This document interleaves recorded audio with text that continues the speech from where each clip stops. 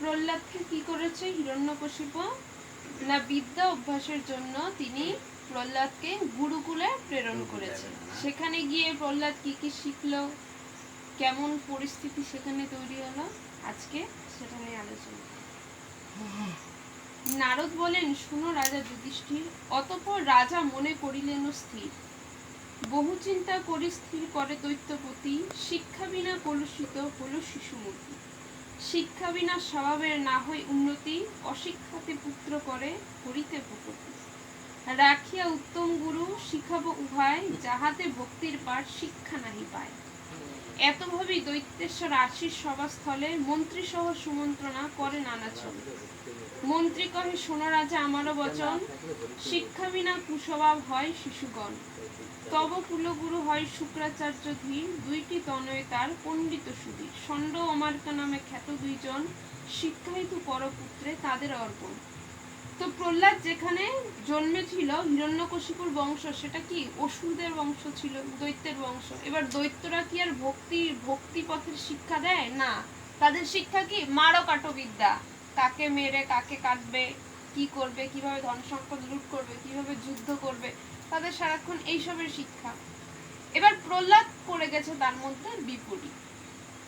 প্রহ্লাদ তো জন্মেই যখন মাতৃগর্ভে ছিল তখন থেকেই হরিভক্তি যে শ্রবণ করেছিল, জন্মানোর পরে এবার প্রহ্লাদের যখনই সে পিতার কাছে গেছে, গৃহে হরিভক্তির কথা বলছে, এবার তখন হিরণ্যকশিপু মনে করলো কি, যারে এই বালক এই উল্টো শিক্ষা কোথা থেকে পেল, যে আমাদের দৈত্যকুলে তো এই ধরনের শিক্ষা দেওয়া হয় না, তাহলে তার মতিটা এরকম বিগড়ে গেল কি করে, ভক্তির শিক্ষা তাকে কে দিল?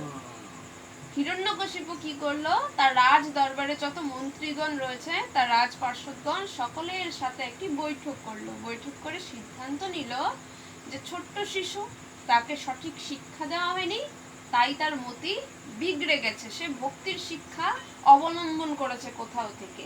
তাহলে এখন তাকে কি করতে হবে না, ভালো শিক্ষকের কাছে দিতে হবে। কেমন ভালো শিক্ষক? যারা কিনা অসুর দৈত্য রাক্ষসদের বিদ্যা শেখায়, মারো কাটো বিদ্যা শেখায়। তাহলে কোথায় দিতে হবে না, গুরু শুক্রাচার্যের দুটি পুত্র রয়েছে, ষণ্ড আর অমার্ক, তাদের গুরুগৃহে প্রেরণ করতে হবে প্রহ্লাদকে, তারা সেই আসরিক বিদ্যা প্রহ্লাদকে শেখাবে, এই বলে তারা স্থির করল। মন্ত্রীর বচন শুনি তবে দৈত্যরায়, গুরুর তনয়দয়ে ডাকেন তথায়।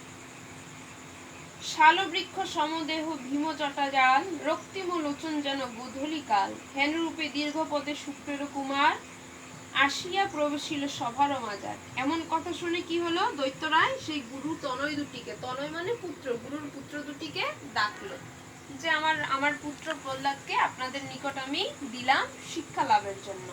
না, তাদের দেখতে কিরকম, তারা হচ্ছে মাথার মধ্যে বিরাট জটা একদম, আর কি রক্তিম লোচন মানে চোখের বর্ণটা কিরকম, লোচন মানে কি চোখ, রক্তিম লাল রঙের চোখ তাদের, একদম দেখে ভয়ঙ্কর বিশাল দেহ ভীমকায়। তখন কি করলো তারা, দৈত্যগুরু সেই তনয় দুটি হিরণ্যকশিপুর সাথে এসে সাক্ষাৎ করলো। শুক্রের তনয় কন তবে দৈত্যেশ্বর, আছে মোর প্রয়োজন শোনহ সত্তর। তোমাদের পিতা হন গুরু আমাদের, তোমরাও হও গুরু আমারও পুত্রের। নিকটে লইয়া যাও চারিটি কুমার, দৈত্যনীতি শিক্ষা দাও করিয়া বিচার। সুশিক্ষা পাইলে পুত্র দিব পুরস্কার, কুশিক্ষা পাইলে দণ্ড হবে দোহাকার। রাজানো বচন শুনি ষণ্ডমার্গ কয়, অবশ্য সুশিক্ষা পাবে তোমারও তো নয়। একে একে চারি শিশু করিয়া গ্রহণ, ষণ্ডমার্গ নিজ গৃহে করিল গমন। শুভদিনে শুভক্ষণে লয়ে শিশুগণে, শিক্ষাদান তাহাদের করে দুইজনে। চারি পুত্র সমভাবে শিক্ষা করে দান, তাহাতে না তৃপ্ত হয় প্রহ্লাদের প্রাণ। অহংকার পূর্ণ শিক্ষা করিতে অভ্যাস, না চাহিল প্রহ্লাদের হৃদয়েরও আশ। যাহা শিখে তাহা হরি পায় দেখিবারে, সকলে সমান দেখি কাজে বারে বারে। পশু পক্ষী বৃক্ষলতা কিংবা বনচয়, সর্বত্রই নারায়ণ তার বোধ হয়। ইচ্ছা তার সর্বপ্রতি হয় ভক্তিমান, হিংসাদেশ অহংকার না করে বিধান। গুরুর ভয়েতে শিশু কাঁপে থরথর, ভক্তির আনন্দে খেলা না করে গোচর। ভক্তিতে মুচিতে শিশু নাহি পায় স্থান, সেই হেতু কাঁদি হয় আকুল ও পরাণ। তখন কি করলো, প্রহ্লাদরা কিন্তু একজন ছিল না, ওরা 4 ভাই ছিল, প্রহ্লাদ তার মধ্যে সব থেকে কনিষ্ঠ। ষণ্ডমার্গকে কি বললো, দৈত্যগুরুর 2 পুত্রকে, হিরণ্যকশিপু, যে হে গুরুপুত্রগণ, তোমাদের যে পিতা রয়েছে, তোমাদের দুজনের পিতা আমাদের গুরু, আর আমার যে সন্তানরা রয়েছে তাদেরকে এবার তুমি শিক্ষা দাও।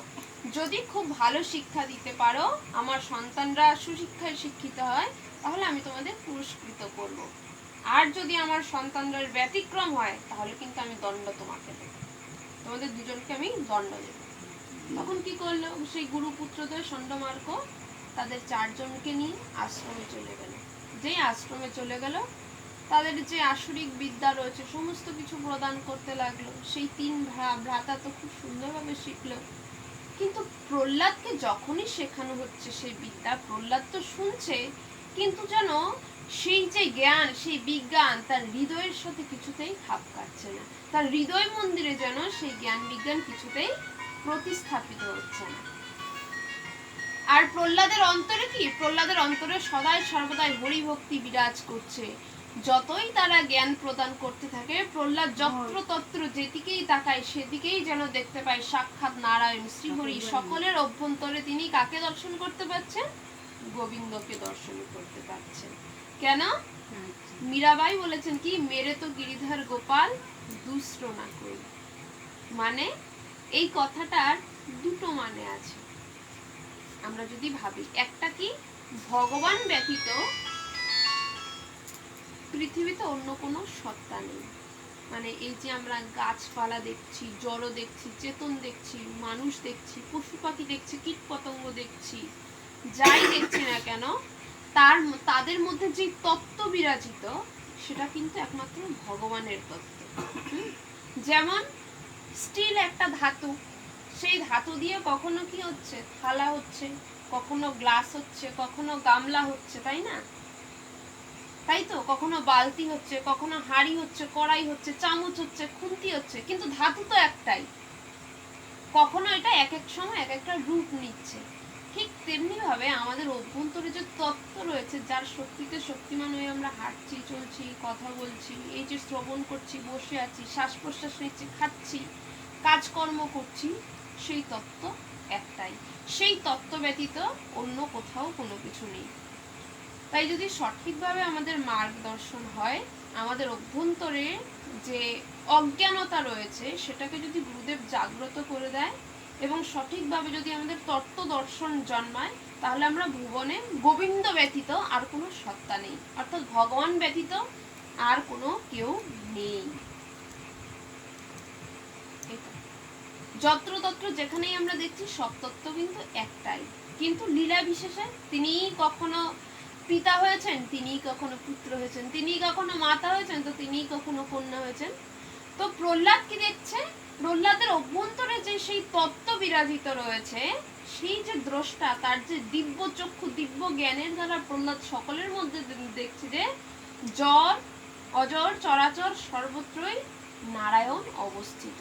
আর যখনই সে সর্বত্র নারায়ণ অবস্থিত দর্শন করছে, তার হৃদয়ের মধ্যে সেই যে ভক্তির প্লাবন আরো সুন্দরভাবে যেন আন্দোলিত হচ্ছে। প্রহ্লাদের হৃদয় একদম ভক্তিতে গদগদ হয়ে রয়েছে। আর তখন কি হয়েছে, এদিকে বাজছে গুরু যদি ভয় দেখেন, গুরু যদি তাকে বকা দেয়, সেই ভয়ে প্রহ্লাদ কি সেটাকে বাহ্যে প্রকাশও করতে পারছে না, অথচ হৃদয়ে ভক্তি একদম সুন্দরভাবে বিস্তৃত হয়ে রয়েছে। সেই ভক্তিতেই প্রহ্লাদ লীন হয়ে রয়েছে, সেই ভক্তি রসে। ইচ্ছা তার কৃষ্ণ চিন্তা, ক্রীড়া কৃষ্ণ স্বরে।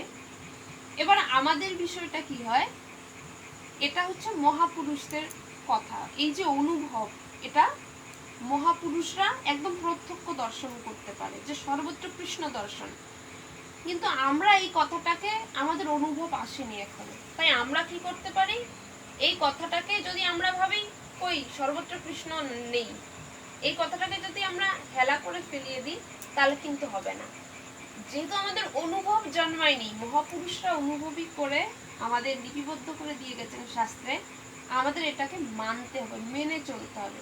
যদি এই কথাটার প্রতি, বাক্যটার প্রতি আমরা শ্রদ্ধা রেখে চলি, তাহলে দেখা যাবে সেই মনোভাব চারিদিকে করার দর্শন করি, তাহলে দেখা যাবে ধীরে ধীরে ধীরে ধীরে একটু একটু একটু একটু করে একদিন আমাদের মধ্যে একটা প্রস্ফুটিত হয়ে যেতে পারে।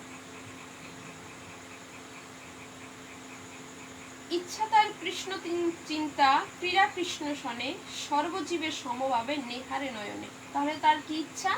না অন্তর ইচ্ছা যে কৃষ্ণ চিন্তা, আর সে যে ক্রীড়া করছে সেই ক্রীড়াও সে কৃষ্ণ সঙ্গেই করছে, সদাই সর্বদাই সর্বত্র সে কৃষ্ণকেই দেখছে।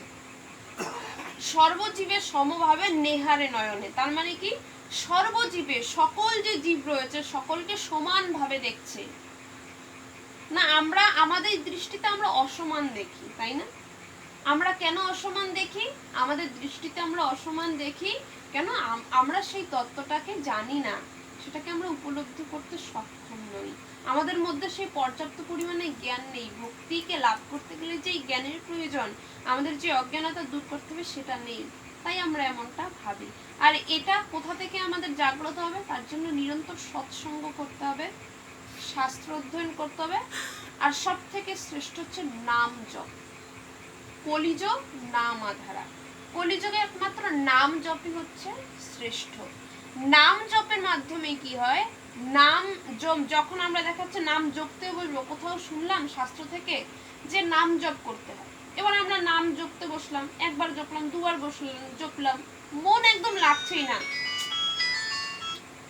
মন যেন আমাদের কি হচ্ছে না সেখান থেকে অন্যদিকে ধাবিত হয়ে যাচ্ছে। আমি এখানে বসে আছি, হঠাৎ করে আমি কালকে কি করেছি, পরশুদিন কি করেছি, দিল্লিতে গেছি আর কি হয়েছে, মুম্বাইতে গেছি কি হয়েছে, বাজারে গেছি কি হয়েছে, রান্না করতে গিয়ে কি হয়েছে, কার সাথে ঝামেলা হচ্ছে, অজস্র জিনিস আসতেই থাকছে মনের মধ্যে। কি করতে হবে? আমরা তখন বিভ্রান্ত হয়ে নাম জপটা ছেড়ে দিই, নাম জপটা ছাড়লে হবে না। এটা কি হয়? আমাদের মন নিরন্তর যে সংসারে আসক্ত হয়ে রয়েছে, ওই নাম জপ করতে করতে করতে করতে কি হয়? মন জ্বলন শুরু হবে মনের মধ্যে। কেন? সে চাইবে চারিদিকে ধাবিত হতে, কারণ কোনোদিন তো সে বাধা পড়েনি, এখন সে সংসারেই আসক্ত হয়ে রয়েছে, তাই সে চাইবে কি সংসারের দিকেই ধাবিত হতে। কিন্তু এই নাম জপের মাধ্যমে কি করতে হবে? মনটাকে একটা সময় বেঁধে ফেলতে হবে। এই আমাদের অন্তরে যে জ্বালা শুরু হবে সেটাকেও সহ্য করে ধীর স্থির ভাবে নাম জপ। এবার কি নাম জপবো?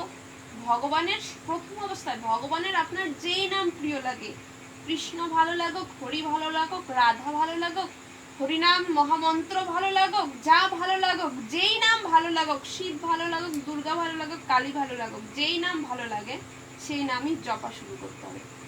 জপতে জপতে জপতে জপতে একটা সময় কি হবে? মন ধীরে ধীরে ধীরে ধীরে ভগবানের চরণে আস্তে আস্তে একটু একটু করে লাগবে। যখন লাগবে একটা সময় কি হবে? এই মনকে সম্পূর্ণভাবে তখন দমন করা সম্ভব। বড় বড় যে সিদ্ধ মহাপুরুষরা রয়েছে তারা কি করেন? সদাই সর্বদাই নামের আশ্রয় করে কিন্তু রয়েছে।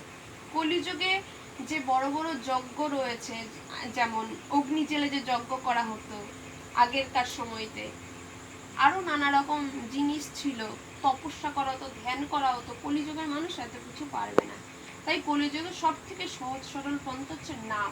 নাম জপের উপরে আর কোনো কিছুই নেই, একমাত্র ভগবানের নাম। এমনকি ভগবানের এই নাম যদি কেউ জপা ধরে রাখে তাহলে সে গোলক প্রাপ্তি করে ফেলবে, অর্থাৎ ভগবানও সাক্ষাৎ তার কাছে প্রকটিত হয়ে যায়। তাই কলিযুগে সমস্ত সাধু মহাত্মা এবং শাস্ত্র নির্দেশে কি দেওয়া হয়েছে? যে একমাত্র নাম জপ করতে। যদি আমরা শাস্ত্র অধ্যয়নও করার সময় না পাই, কোনো কিছুরও করার সময় না পাই, নাম জপলে আমরা কি অন্তর থেকে শান্তি পাবো। বাইরে কি হয়? আমাদের যদি খুব ভালো 5 স্টার হোটেলে বসিয়ে রাখে, সামনে খুব ভালো ভালো খাবার দাবার দিয়ে রাখে, খুব ভালো পোশাক পরিধান করা থাকে, তথাপিও কিন্তু আমরা সুখী নই। যদি আমরা সুখী হতাম, আমি ভাবছি হয়তো আমার ধন নেই বা আমার যেটা প্রয়োজন সেটা আমি পাচ্ছি না, আমার মন অশান্ত হয়ে যাচ্ছে, কিন্তু দেখা যায় কি যাদের কোটি কোটি টাকার সম্পত্তি তারাও কিন্তু একটা সময় কি হয়? মন অশান্ত হয়ে যাচ্ছে। তাহলে কি হয়? আমাদের মন কি চায়? আসলে আনন্দ চাই, শান্তি চাই, কিন্তু আমরা সেটাকে খুঁজি কোথায়? অন্য জায়গায় খুঁজি, সংসারে খুঁজি। সংসারে কিন্তু মন সুখ শান্তি পায় না। মন যদি একমাত্র সুখ আর শান্তি পেয়ে থাকে সেটা হচ্ছে একমাত্র ভগবান নামে পায়।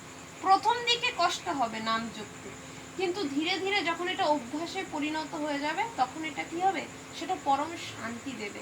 তখন সেই আনন্দের জন্য, আনন্দের খুঁজে আর আমাদের বাইরে যেতে হবে না। আর এই নাম জপের মাধ্যমে সমস্ত ঐশ্বর্য প্রাপ্ত হওয়া যায়, ভগবানকেও প্রাপ্ত হওয়া যায়।